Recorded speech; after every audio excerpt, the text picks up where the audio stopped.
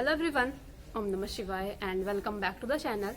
आई hope कि आप सभी ठीक होंगे और अपना भी ध्यान रख रहे होंगे और आप सभी की तैयारी भी एकदम अच्छे से चल रही होगी। तो आज है 18 मई और आज था RWA पर यूपीएसआई का मॉक टेस्ट। तो आई होप कि आप सभी ने भी यूपीएसआई का जो मॉक टेस्ट आया था वो लगाया होगा।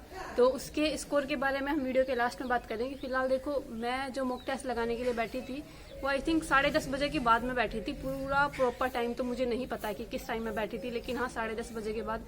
एक तो संडे वाले दिन ना ये रहता है कि थोड़ा सा काम थोड़ा ज्यादा होता है और घर पर थोड़ा टंकी वगैरह साफ करी थी, उसमें नाच वगैरह घालना है। और ये इस टाइम चल रहा है, ये गेहूं वगैरह कटाई चली होंगी, किसी लोगों की कुछ हो रहा होगा, वो सब चीजें हो रही होंगी। जो गेहूं होंगे वो आगे होंगे, भूस वगैरह आपने रख दिया होगा अलग, और जो बाकी जो आपका जो नाच बचता है उसको आप टंकी में गाल देते हो। तो यही सब काम चल रहा है, जिसकी वजह से थोड़ा सा लेट हो गई थी। तो आई थिंक 10:30 बजे के बाद थी। उसके बाद मतलब 10:30 तो प्रॉपर उसके बाद था, लेकिन एग्जैक्ट क्या टाइम था ये नहीं पता। तो अभी बात करेंगे कि क्या क्या चीजें रही है। तो कहीं ना कहीं मुझे जो मैंने ये यूपीएसआई का मॉक टेस्ट लगाया है 18 मई का RWA पर, थोड़ा सा ये पहले वाले से थोड़ा आसान लगा मुझे। और आज मेरा ऐसा स्कोर हुआ है कि जो मैंने बिल्कुल कभी भी नहीं सोचा था कि हाँ मेरा इतना स्कोर कभी आ सकता है। तो उसके बारे में बात करेंगे। तो अगर मैं जनरल से सभी सब्जेक्ट बताना चाहूँ ना, तो हिंदी मुझे थोड़ी आसान लगी आज। और अगर आप हिंदी में देखोगे ना, आज हिंदी का जो साहित्य वाला पार्ट था ना, उसमें भी ज्यादा डिफिकल्ट क्वेश्चन नहीं आए हुए थे।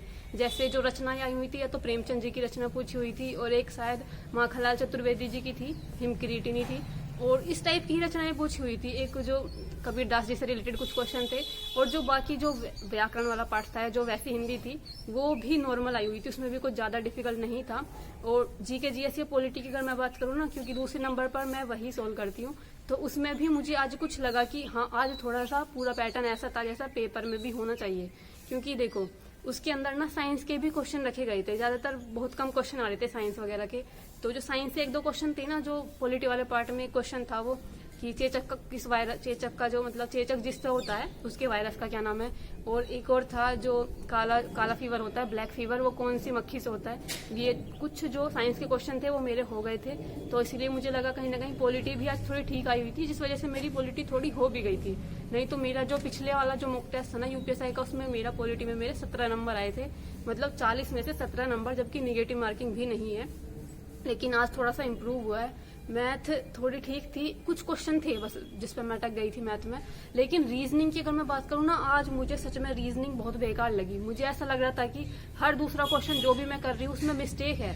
एक आपने सिटिंग अरेंजमेंट वाला क्वेश्चन देखा आज के मॉक टेस्ट में, T1 T2 T3 करके एक ऐसा व्रत के चारों तरफ बैठाना था उनको, और ये सिटिंग अरेंजमेंट का क्वेश्चन था, गलत लग रहा था मुझे। मैंने 2-3 बार किया, इसमें बैठ ही नहीं रही थी। जो उन्होंने कंडीशन दे रखी थी उसके अकॉर्डिंग बैठा पाना बहुत ज्यादा मुश्किल था। तो ये क्वेश्चन गलत था। और भी कुछ मुझे 2-3 क्वेश्चन ऐसे मिले मुझे रीजनिंग के अंदर जो गलत थे। एक वो होता है ना, ट्रायंगल दे दिया, वर्ग दे दिया और आयत दे दिया, उसमें से पूछा जाता है कि अगर कि व्रत जो है विवाहित का प्रतिनिधित्व करता है, इस तरह से दे दी थी संख्याएं। उसमें से एक जो दे रखा था उसमें उसकी वही नहीं दे रखा था कि वो किस चीज का प्रतिनिधित्व कर रहा है। तो ये क्वेश्चन गलत था। रीजनिंग में आज काफी सारे क्वेश्चन गलत आए थे, और ऐसा ना पता नहीं अब क्या ही इन्होंने बना लिया है। पिछले वाले मॉक टेस्ट में भी गलतियां थी, और इसमें तो मुझे लगता है इसमें और भी ज्यादा गलतियां थी पिछले वाले मॉक टेस्ट में भी। तो देखो, गलतियां हो जाती है, ऐसा नहीं है, लेकिन फिर भी इतनी भी ज्यादा नहीं होनी चाहिए। चलो एक आधा क्वेश्चन में हो गई, मान लेते हैं, बट मतलब हर एक दूसरे तीसरे क्वेश्चन पर जाने के बाद मिस्टेक लग रही थी मुझे तो कि हाँ इसमें भी कुछ मिस्टेक है। तो ऐसा ही रहा था। बाकी मैथ ठीक था, कुछ क्वेश्चन थे जो थोड़े सा कैलकुलेटिव होंगे, बाकी तो सारे ठीक थे। लेकिन आज मेरे ऐसे ऐसे क्वेश्चन गलत हुए ना, जो मैंने बिल्कुल ध्यान की वजह से गलत हुए। जो 1-2 क्वेश्चन थे ना हिंदी में ना, आरोही और अवरोही, इसमें कंफ्यूजन हो जाता है। इंग्लिश में तो सीधा लिखा रहता है असेंडिंग और डिसेंडिंग, इस वजह से मेरे आज बहुत क्वेश्चन मेरे गलत हुए। हिंदी में ना जहां भी पूछा हुआ था वो अवरोही लिखा हुआ था, और मैंने उन सब में ना आरोही वाला करके लगाया। पता नहीं क्या मेरा दिमाग खा जा रहा था उस टाइम पर। जितने भी अवरोही यानी कि घटते क्रम के पूछे होते ना, मैंने उनको सबको बढ़ते हुए क्रम में लगाया, उसके बाद उनका आंसर दिया। इस वजह से मेरे 2-3 क्वेश्चन गलत हुए आज। तो चलो अभी इतनी सारी बातें कर ली, अभी फिलहाल बात करते हैं मॉक टेस्ट की क्या क्या था। पहले कुछ क्वेश्चन डिस्कस करेंगे, उसके बाद स्कोर क्या रहा उसके बारे में बात करेंगे। आज पहली बार मुझे लगता है शायद मेरी परसेंटाइल 90+ आई है। तो फिलहाल बात करते हैं कुछ क्वेश्चन की। ज्यादा क्वेश्चन मैंने नहीं रखे हैं, थोड़े से ही क्वेश्चन रखे हैं। अच्छा, हिंदी की अगर मैं बात करूँ ना, तो हिंदी में क्वेश्चन था कि निम्नलिखित में लिंग की दृष्टि से असंगत युग्म है। मैंने लगाया था माली और मालिन, क्योंकि मुझे लग रहा था कि माली का मालिन नहीं होता, मालन होता है, और ऐसा मैंने पढ़ा हुआ था मैंने कहीं।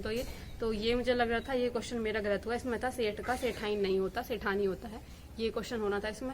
तो हिंदी की एक दो क्वेश्चन में ही गलतियां हुई है हिंदी में, ज्यादातर हिंदी का ठीक गया था मेरा। और मैं बताऊं ना, जैसे हिंदी में कुछ लोग बोलते रहते हैं कि इतनी छोटी सी चीज भी आपको नहीं पता, पिछले वाले मॉक टेस्ट में किसी का कमेंट आया था। तो ये है ना कि हिंदी में ज्यादा पढ़ने ही रही हूँ अभी, मैं सिर्फ मैथ, रीजनिंग और जीके जीएस पर ज्यादा ध्यान दे रही हूँ। हिंदी मुझे पता है मेरी ठीक है, थोड़ा सा रिवीजन करने की जरूरत है, साहित्य वगैरह ज्यादा पढ़ना है तो मैं उसको आराम से बाद में कर सकती हूँ।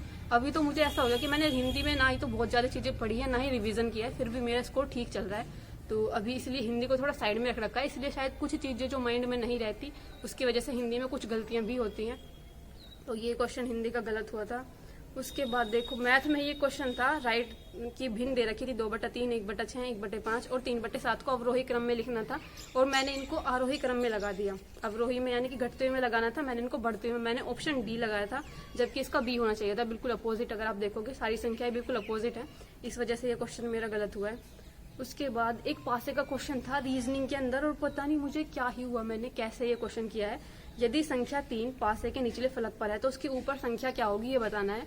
और इस क्वेश्चन में मतलब इतना आसान क्वेश्चन मुझे ये नहीं समझ में आ रहा गलत कैसे किया है मैंने 2 लगा रखा है, 5 होना चाहिए था। मैंने दोबारा करके देखा, आराम से ठीक आ गया था मेरा 5, लेकिन पता नहीं उस टाइम पर मैंने कैसे किया, क्या किया, और मैंने 2 लगा रखा है इसका आंसर। मुझे भी नहीं समझ में आ रहा कि मैंने 2 क्यों लगा दिया, मतलब इस क्वेश्चन में गलत होने वाला कुछ था नहीं, लेकिन मुझे ये नहीं समझ में आ रहा हुआ कैसे ये गलत। तो ये क्वेश्चन गलत था मेरा पासे का। उसके बाद हिंदी में ही ना एक क्वेश्चन था कि जब लिखने से कोई अंश छूट जाता है तो उसे प्रदर्शित करने के लिए कौन सा चिन्ह प्रयुक्त होता है। तो ये था हंसपद चिन्ह, जो एक उसकी तरह बनता है, जो मैथ में हम लगाते थे ना, लैम्डा करके कुछ बनता था, वो इस तरह से बनता है ये, और बहुत यूज करते होंगे मुझे लगता है। जब भी हम कुछ चीज कहीं से छूट जाती है ना, तीर का निशान से लगा के लिख देते हैं, तो ये वही वाला होता है। तो ये क्वेश्चन हिंदी का था। हिंदी में कुछ नई सी चीजें देखने को मिली। और मैथ में ना एक क्वेश्चन आया था कि 3x² + ax + 4, उसके बाद था x-5 द्वारा पूर्णतः विभाज्य है तो a का मान कितना होगा।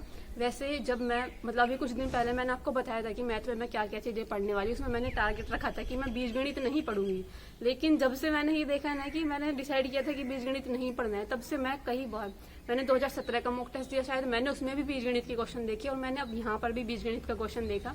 तो मुझे लग रहा है कि अब हमें बीजगणित भी पढ़ना पड़ेगा, थोड़ा सा बेसिक सा, ऐसा नहीं कि बहुत ज्यादा, लेकिन थोड़ा बेसिक सा पढ़ना पड़ेगा, क्योंकि क्वेश्चन आए हुए हैं। तो ये क्वेश्चन वैसे हो गया था, अगर ये इसको विभाजित कर रहा है यानी कि x = 5 रखने पर इक्वेशन सेटिस्फाई होनी चाहिए, अगर ये विभाजित कर रहा है तो, इसलिए x = 5 रख देना था, उसको 0 के बराबर रखेंगे तो यहाँ से a की वैल्यू आ गई थी, तो हो गया था वैसे ये क्वेश्चन। लेकिन अब इसको देखकर ना ऐसा पता चल रहा है कि अब बीजगणित हमें पढ़ना पड़ेगा, तो आप लोग भी पढ़ लेना, मैं भी ट्राई करूंगी, टाइम बचता है तो।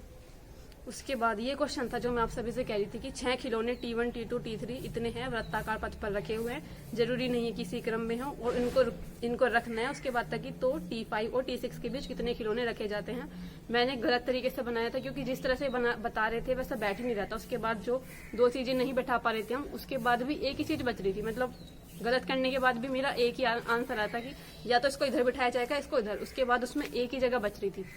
जिन्होंने पूछा ना कि कितने खिलौने रखे जा सकते हैं उसके बीच में, तो इसलिए मैंने ये लगा दिया था, लेकिन पूरा श्योर नहीं थी मैं, क्योंकि डायग्राम नहीं बन रहा था इसका सही, गलत दे रखे इसमें इन्होंने, ये जो क्वेश्चन है मतलब ये पूरा गलत आया हुआ है। उसके बाद एक और क्वेश्चन था ऐसा ही, इसमें यह था कि यदि P भाग M × R - Z + Q है तो P Q से किस प्रकार संबंधित है। ये भी इन्होंने गलत मुझे लग रहा है क्वेश्चन दे रखा है। अगर आप देखोगे ना, A - B का अर्थ है कि A B की बेटी है, और A भाग B का अर्थ है कि A B की बेटी है, दोनों में सेम संख्या दे रखी है, चाहे वो इंग्लिश में हो या हिंदी में हो। ये क्वेश्चन इसकी वजह से गलत हुआ है कि दोनों में सेम चीजें दे रखी थी, यहाँ पर जरूर कुछ ना कुछ गड़बड़ है, कुछ और आना चाहिए था, जिसकी वजह से ये वाला क्वेश्चन भी गलत हुआ था। लेकिन बट ये फिर भी ठीक जा रहा है, तो क्योंकि ये बैठता कुछ ऐसे ही बैठ रहा था, मेरा पोता बैठता शायद, तो इसलिए मैंने कहा कि जब पोता ऑप्शन में नहीं दे रखा तो मैंने बेटे का लगा दिया था। तो ये वाला क्वेश्चन भी बस तुक्के सा हुआ है, क्योंकि आपने देखा क्वेश्चन गलत आया तो फिर आंसर सही कैसे आ जाएगा। तो ये क्वेश्चन था। तो आई थिंक क्वेश्चन इतने ही थे बस जो मुझे आप सभी के साथ डिस्कस करने थे, ज्यादा क्वेश्चन नहीं थे। और ये तो सिर्फ मैंने 2-3 क्वेश्चन रखे आप सभी को दिखाने के लिए कि ये क्वेश्चन गलत आए हैं। इसके बाद भी 2-3 क्वेश्चन थे जो शायद गलत आए हुए थे, उन पर शायद इतना ज्यादा ध्यान नहीं दिया मैंने भी। तो कुछ क्वेश्चन ऐसे थे, और जो ये व्रत वाला क्वेश्चन था ना, बहुत टाइम लिया मैंने इसको, मैंने 2-3 बार करके देखा। मुझे ऐसा लग रहा था कि शायद मैं ही गलती कर रही हूँ, शायद मेरी तरफ से ही गलती हो रही है। लेकिन जब बार बार नहीं आया ना, फिर मैंने लास्ट में इसका जब सोल्यूशन देखा तब पता चला कि क्वेश्चन ही गलत आया हुआ था। तो अभी बात करते हैं स्कोर की। रीजनिंग में मेंटल एप्टीट्यूड, इंटेलिजेंस, रीजनिंग वाले पार्ट में मेरे 31 क्वेश्चन ठीक हैं और 9 क्वेश्चन गलत हैं। टाइम जो लगा था इसको 33 मिनट सही क्वेश्चन को करने के लिए लगे थे और 8 मिनट गलत क्वेश्चन को करने में लगे थे। और मैथ वाले पार्ट में मेरे 35 क्वेश्चन ठीक थे और 5 क्वेश्चन गलत थे। 50 मिनट इसको ठीक करने में लगे थे, ठीक क्वेश्चन को करने में लगे थे, और 8 मिनट गलत क्वेश्चन करने में लगे थे। उसके बाद हिंदी वाला पार्ट आज कहीं ना कहीं थोड़ा सा आसान था। हिंदी में मेरे 37 क्वेश्चन ठीक हुए हैं और 3 क्वेश्चन गलत है। सही क्वेश्चन के लिए 7 मिनट लगे थे और गलत क्वेश्चन के लिए 1 मिनट 3 सेकंड लगे थे। तो हिंदी में आज थोड़ा सा स्कोर इम्प्रूव हुआ है। पिछले वाले मॉक टेस्ट में मेरा हिंदी में भी कम था। और अब बात करते हैं जीके जीएस की, जिसमें मुझे नहीं लग रहा था कि मेरे इतने आएंगे। मुझे लग रहा था कि हाँ पहले से तो थोड़ा ज़्यादा आएंगे, आई थिंक 18, 19 या 20 के करीब आ सकते हैं। लेकिन इसमें मेरे जो बेसिक लॉ कॉन्स्टिट्यूशन वाला पार्ट था, इसमें मेरे 26 क्वेश्चन ठीक हैं और 14 क्वेश्चन गलत हैं। सही क्वेश्चन करने के लिए 5 मिनट लगे हैं और गलत क्वेश्चन करने के लिए 3 मिनट लगे हैं। तो यही थे कुछ 4 पार्ट जिसमें मैंने आप सभी को अपना स्कोर बता दिया। जिसमें जीके जीएस की वजह से ना कहीं हर बार मेरा स्कोर 300 से नीचे ही रह जाता है, क्योंकि इसमें मेरा स्कोर बढ़ ही नहीं पा रहा। जीके जीएस में मेरा 18, 19 इसके करीब ही रहता है। तो अब बात करते हैं फाइनली ओवरऑल जो स्कोर रहा है उसके बारे में बात करते हैं। तो मेरा जो स्कोर रहा है 322.5 रहा है 400 में से, और रैंक जो है 721 रही है। उस टाइम पर 8375 बच्चों ने मॉक टेस्ट लगा लिया था, और ये था आई थिंक 11 बजे के आसपास का ही टाइम था। उस टाइम तक 8000 बच्चों मॉक टेस्ट लगा चुके थे। और परसेंटाइल जो मेरी रही है वो रही है 91 परसेंटाइल रही है। 129 क्वेश्चन ठीक हैं, 31 क्वेश्चन गलत हैं और 80% एक्यूरेसी रही है। तो पहली बार मेरा 322 नंबर आए हैं। नहीं तो मेरे नंबर RWA के मॉक टेस्ट में ज़्यादातर तो 300 से कम ही रहते थे। और जो सबसे पहला जो RWA का मॉक टेस्ट था, अभी जो ये शुरू हुए थे, तब मेरे 307 आए थे। उसके बाद 307 से ज़्यादा नहीं आए।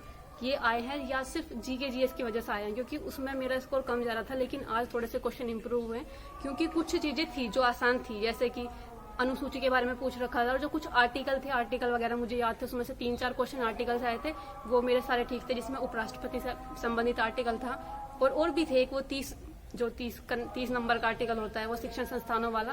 तो कुछ आर्टिकल वगैरह थे, वो सब ठीक थे। इसकी वजह से थोड़ा सा इम्प्रूव हुआ है। बाकी नहीं तो मेरा 300 से भी कम आता अगर मेरा जीके जीएस में स्कोर कम जाता तो ओवरऑल स्कोर यही था। सभी चीज़ें मैंने आप सभी को बता दी है। आप सभी का क्या स्कोर रहा है तो प्लीज़ ज़रूर कमेंट करना कि आपका क्या स्कोर रहा है। बाकी मिलते हैं नेक्स्ट वीडियो में, तब तक के लिए bye bye, take care and Radhe Radhe.